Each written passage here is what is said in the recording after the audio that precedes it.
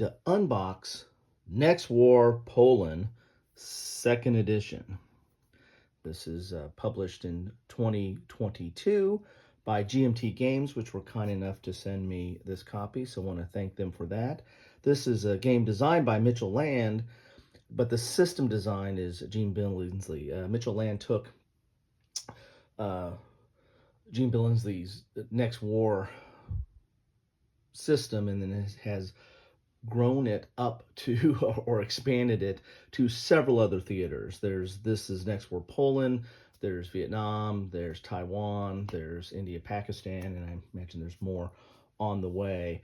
And the tagline here is "The time is tomorrow," and that's what this series is about. Next War Tomorrow. So it is a hypothetical system based on looking at the capabilities of certain countries as they stand today or as they stand in the near future, and if a conflict were to break out, how would those uh, uh, countries or factions fare in a conflict. I wasn't expecting to get into the Next War series for a couple of reasons, or a few reasons. Number one, hypothetical conflict is not my, it's not my bailiwick. It's not my cup of tea. It's not my preferred wargaming simulation. It's not that I don't like those. I do enjoy those. I do find them interesting, but I'm kind of coming a little late to the party on those, as I tend to gravitate towards, the historical aspect of wargaming, learning about the history, trying to understand what happened, what were the decisions, what's the decision space. So the hypothetical to me is just that. It's kind of hypothetical. So who's to say, we're right or wrong, or that if it's correct or not. The second reason is that this is a relatively complex system. I never was a monster game aficionado. Played a couple in my day, not really very much at all, and nothing to conclusion.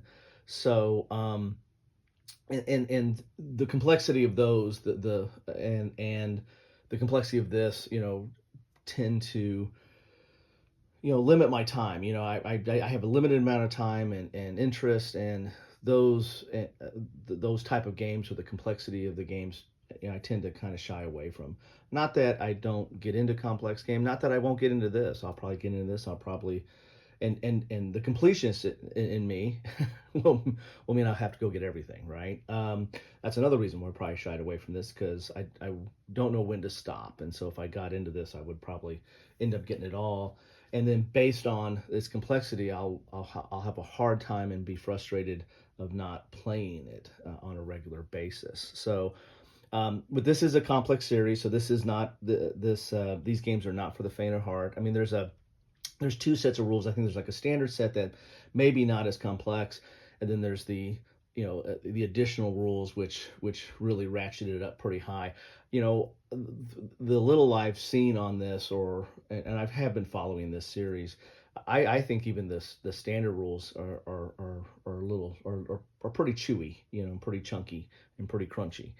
So, but a lot of people like that, and I there are times when I like that, and there have been times in my wargaming career where I really wanted to get into that, but my time is limited now. So anyway, this is the Next War Poland. This is a second edition.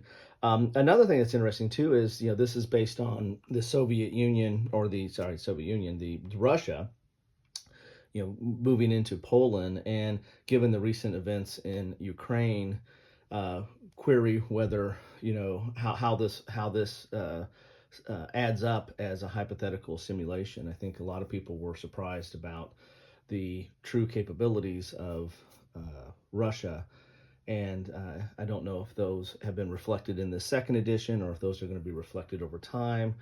I'm not getting into a debate on that, because I don't have as much familiarity with this series. I've watched most of the series I've watched is probably on the Taiwan and Vietnam. There's been a lot of stuff out there on that. This one I haven't watched as much, but I have a basic familiarity with the rule system. enough to know that it's going to take me some time to get into. But, enough with all that pitter patter. Here is the back of the box. It's standard kind of GMT layout as far as, your counters. You got a lot of information on that counters. You've got a map. I find their maps to be very clear and concise, and do a good job of representing what's important and what the terrain features are and what you need to do. You've got these are sample counters. You've got Russia, Poland, France, UK, Italy, Spain, U.S. Army Marines, and U.S. Air Force icon. And this, as I said, this is hypothetical, present day to future war, and it gets relatively crunchy here. I mean, there's air rules are relatively deep, and there's naval rules. This one, I don't think you're going to have a lot of naval on this, but the land rules and the modern type of issues like electronic warfare and everything that you have to get into gets there's an attention to it all in these games. So if you really want to undertake a pretty deep dive, then this is probably your game to get into.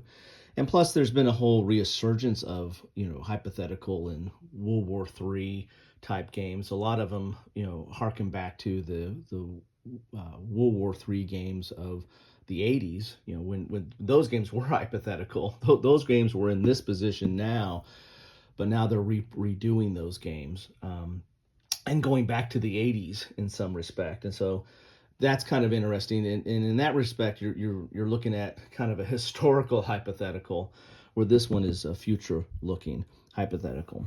And here's that game scale. Like I said, for the standard rules, you've got a 5. I would put that higher, but that's me. And then the advanced is an 8. Again, I'd probably put that higher. Solitaire suitability is a 7. I don't know if there's a lot of hidden, there must not be a lot of hidden information in here, but to me, when I play something, I don't think there's a solitaire component in here. I think you play it two-handed, I believe. And anytime you play a very complex game two-handed, to me that kind of bogs down at times, because there's there's a good and bad to it. The good of it is that it's so complex that when you after you get done with your turn and go on to the next player's turn, you're so mind wiped that you kind of are looking at that side anew and trying to figure out what's going on. The bad news is these take a long time, or I find that a complex game, the more complex the game, that it takes me longer to get through a turn. So let's get in the box and see what we have in here. This is a second edition. I'm not entirely sure what they did with the second edition. Maybe they updated it for the Ukraine war. Maybe they just added extra units. I know they've been continually to tighten up the rules in this series, because it's a well-developed series now. I mean, there's a lot of games in this series, and there you have the box cover. It's a typical GMT solid box there. There's a lot of games in this series, and they're continuing to kind of hone and refine and tweak at. And then there's a whole bunch of supplements. There's at least I think at least 3 game supplements that add some new rules or clarify some new rules or add updates. And I might go into at least one of those if I happen to have it. Here's the game specific rules and scenarios. It's all in one book,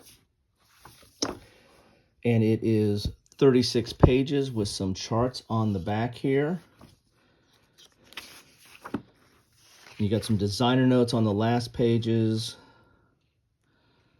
So I'll start at the beginning of this one, because I don't know where I'm all at here. Here's the table of contents. So this is going over some general rules here: introduction, terrain, units, weather, movement, strategic display, combat, reinforcements, subordination, supply and isolation, targeting, detection, air power, theater, warfare, assets, UN resolution, optional rules. So then you get into some scenarios. Here's your nationality colors, an example of the counters. Here's some markers here, talking about terrain, talking about units here. weather, movement, and naval affairs. So there's going to be some naval here. Strategic display. And it's dual column. There is some color within. There's also some design notes and play notes that are kind of grayed out or highlighted here throughout. Here's combat. Isolation supply, detection air power.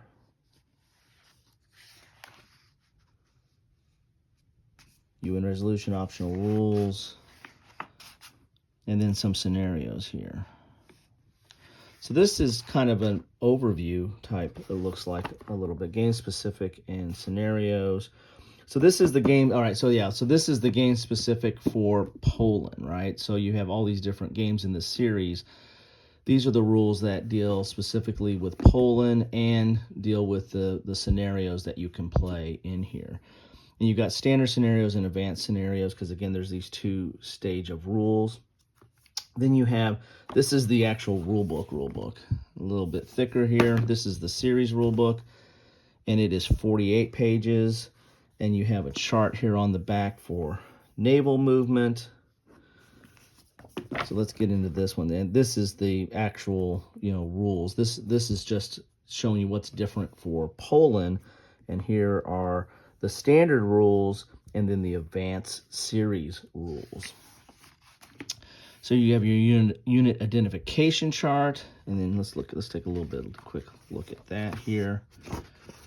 So you get to see what numbers are on the units here. You've got, stacking points, attack, defense, movement rating, color and value indicate the type, and then you've got setup hex, and then you've got unit size up there.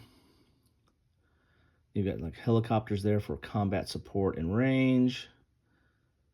You've got amphibious unit there.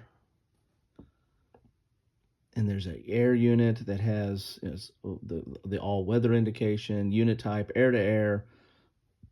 If it has that 2 axis long range, it's got its range. There's an optional issue there, or probably goes to an optional rule. Pilot skill, standoff, strike, and combat support. And you have your HQs, and then you have your supply.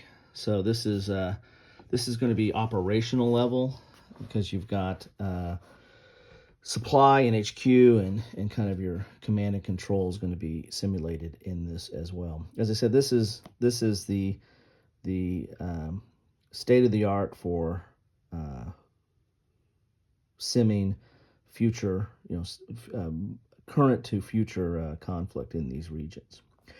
You have your introduction, you got your components,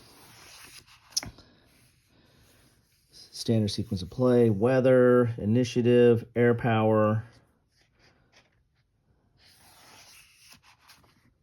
And as you can see, the air power gets in a little bit of detail there. Sea control and naval rules. Again, more than a few pages there. Movement. And there's a stacking limit. You saw those stacking points on the counter, so that's going to come into play. You've got your ZOCs, or zone of controls. And they're going to light infantry and zone of controls. A little bit different. Terrain. Quite a bit on the movement. And then you get into air transport, naval movement. So several pages on movement, but you're dealing with some of the exceptions, beachheads and the like. Here's combat.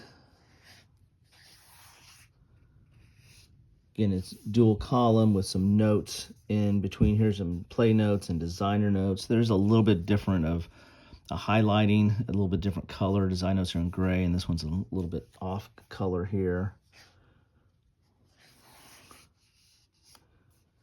Reinforcements, replacements, victory. So standard rules are 22 pages, but that's including optional, and it's also including kind of the setup and the components, and introducing you to some of the terminology. So 22 rules, 22 pages less, is not all that bad, I guess.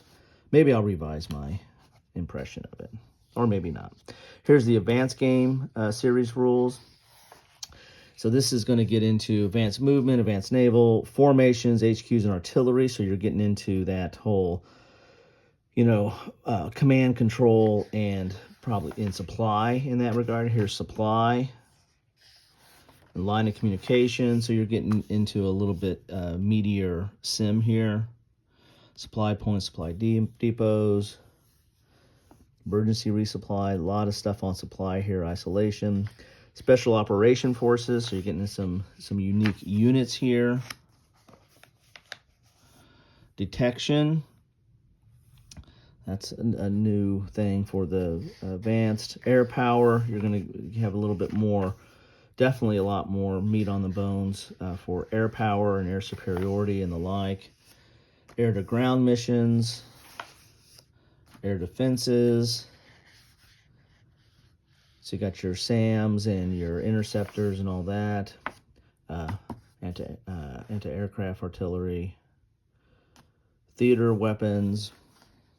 Hits and damages. So you have a little bit different aspect here. These theater weapons, you're probably going to get into some, like this is cruise missiles. And so this is, getting into some different weapon systems here.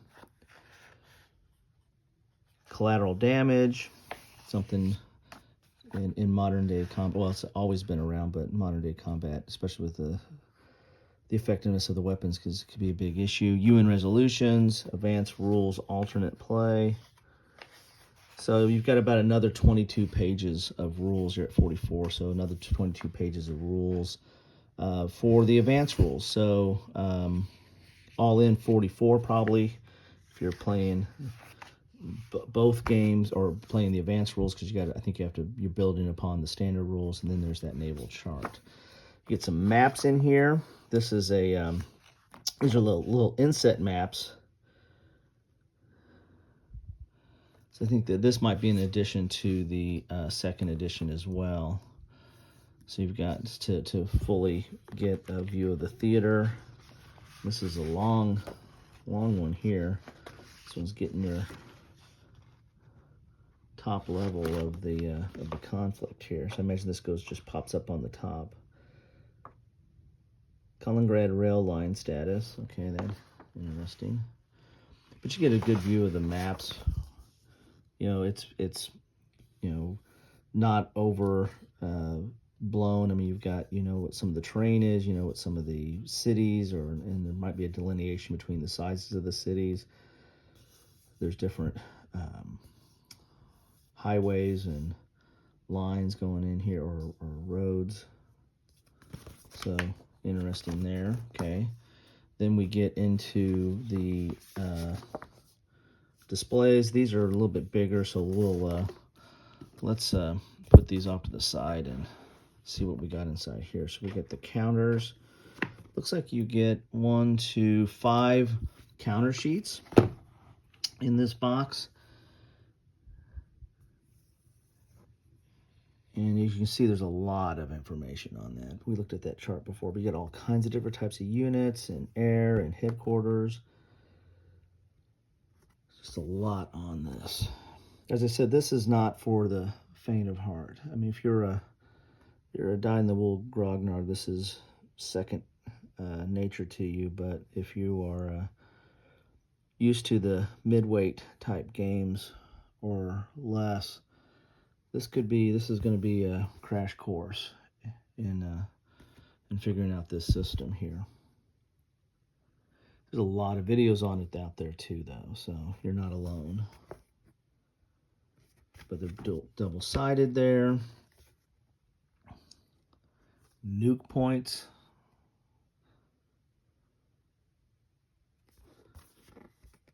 And the different countries or factions, you can see there's a little bit of a line there. But here's the United States Air Force, Belarus, so you can see some of the different designations there. These look like mostly markers. There's the UN, or the NATO notion. Then you got Russia.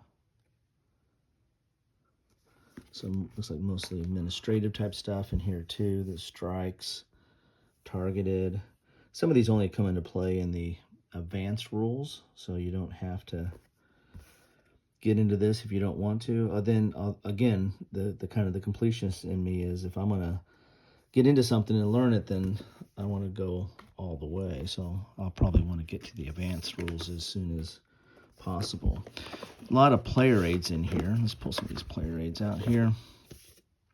Then you got the insert and a 10-sided die. I'm never, the inserts, they're kind of put in there to hold everything together so it's not flying all about and counters falling out as it's being shipped. But typically, the packing, these are more like packing inserts than anything else, but they usually take up too much room, in the games to serve any kind of functional purpose after this has been shipped. Here's the NATO and US setup. This is thick paper here. Here's your US Reinforcement Center schedule, NATO reinforcement schedule. That standard game sequence of play, that's nice. You got a standard game sequence of play. You have the advanced game air defense resolution. So there's your air defense resolution. As you can see, this is not the quite a bit there, I should say. All right, advanced sequence of play, that's cool. So you got the standard and advanced, and you can see the advanced goes on to 2 pages, right? So and this is the player aid, right? You got your terrain effects chart here with the combat results table. This is kind of standard, to have a terrain effects and a combat results table put together. So that's kind of nice. You get 2 of these. I believe these are the same. Yeah. And then when you're doing combat, you have a dice roll modifier track here to keep track of all the different modifiers. So there's probably a little counter to mark that. Standard and advanced game tables. This is outside the combat one. So you got the paradrop, clearing, mine clearing, bridge repair, contested sea control, replacement, loss of airbase. As you can see, there's a high level of detail in this game. This is really going into all the nuances, or most of the nuances of modern day combat. Here's your standard game air defense fire, standard game air points. Then you've got, what is this? Here's your strike effects table. And line of communication, I would imagine. So you're really getting into the detail here. And I imagine this might be just an advanced game rule here, possibly. Transition to and from operational map, to and from strategic display. So you've got strategic display, operational maps, display rules.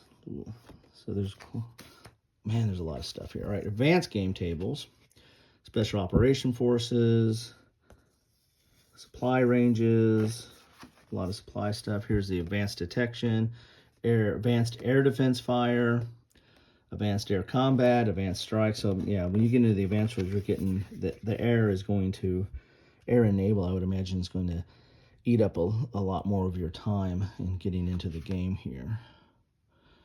Advanced interdiction, collateral damage, electronic detection. Okay, a lot of charts here, and you get 2 of these. So this is the same as the other one. So you're going to get 2 of those. So that's your advanced game table. So let's get into some of those maps. What did I do with them here? Maps and displays. Let's see what we have here. This is, I think, your primary display here, because there's a lot of stuff you're tracking in this game. So this is kind of more of an overview map. Let's go up a little bit. Up Periscope. So we get a little bit better view of that. So this is, I wonder if they call this like the strategic display, maybe. I don't know. But you've got a lot of charts on here. So the first, right off the bat, you're going to need a lot of table space probably to play this game, because you need to have this out here. This is going to have how you handle your air missions, your air superiority, and keeping track of those kind of things, and also some naval over here as well. You've got some general records track that you'll need to keep track of items. Then you got a lot of holding boxes. You actually have some charts down here for naval detection, victory points, and the like. And then you're going to be keeping track of some, I imagine, some counters on this board as well. Then you're going to get into the actual map board, which will need to be on the table, right? You need to put your counter somewhere. And that is this board right here. So you got Warsaw and all the way up to the north. And I would imagine this is an overlay, because you see this kind of cuts off here at the top here. This, I think, overlays on top of that. Like probably right there of sorts. So you've got a little bit of an extra overlay, and then this, put out there as well. I think that's something that's might be new to the second edition. Not entirely certain, but I think that might be the case.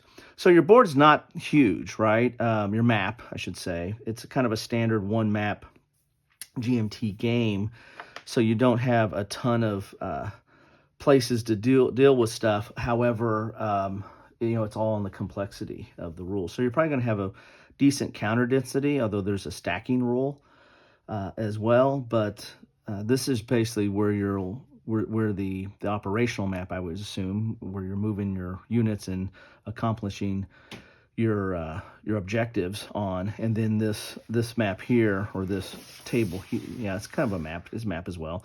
But this map here is where you'll be tracking a lot more stuff. A lot more administrative stuff's probably going to be going on this. So you've got two maps that you've got to kind of deal with on the table, plus some of these one-off additions as well. So there you have it. This is what you get in a box of Next War Poland 2nd edition. Just by looking at this, you can tell this is quite an involved game. And you have 2-page summary for advanced sequence of play, and there's so much in this box that it can be overwhelming in the rules themselves. Although my understanding is the rules are well written. I haven't had a chance to kind of go over them myself. I've watched gameplay and watched people talk about it. And reference the rules in some of that stuff. So, but my understanding is that it's relatively clear. There's just a lot there. So that is the box. That's what's in the box for Next War Poland 2nd edition. Game designed by Mitchell Land and published by GMT, which I want to thank for this. What are your thoughts on this? I mean, if this is, to me, is one of those systems that you're either in it or you're out of it. And if you're in it, you're probably loving it and can't wait for the next game or the next game supplement to further tweak the rules, or constantly looking at is how is it, especially with what's going on in today's world with Ukraine, is this really mimicking real life, or how is this simming real world examples? You're probably loving this, and this to me is kind of potentially a lifestyle type game, like Advanced Squad Leader and games like that can consume a lot of your time, effort, and energy. And again, that's probably one of the reasons why I kind of stayed away from it for a little bit, because I've got a lot of other interests and other games to get to, and I have a short attention span at times, and I didn't want to have the frustration of that sitting there and me never getting to it. So I think that's why I think this, to me, feels like one of those games where it's you're all in, you're really getting into it and getting into the nuances and the detail and really crunching the enjoying the crunchiness of it, or you have been kind of like me up to now. Is like, I don't want to make that investment. I'm gonna kind of stand back on the edges. But now I have it, so guess what? I'm going to have to make the investment. I'm at least going to have to make an initial deposit and see what my returns are. Anyway, love to know your thoughts on any of this game, any of the series. It's all fair game. Feel free to comment and say whatever you want. Most importantly, though, thanks for stopping by. I really do appreciate that. And listen to me pratter on and talk and into the clear open space to your ears. Anyway, thanks all. Have a good one and good gaming.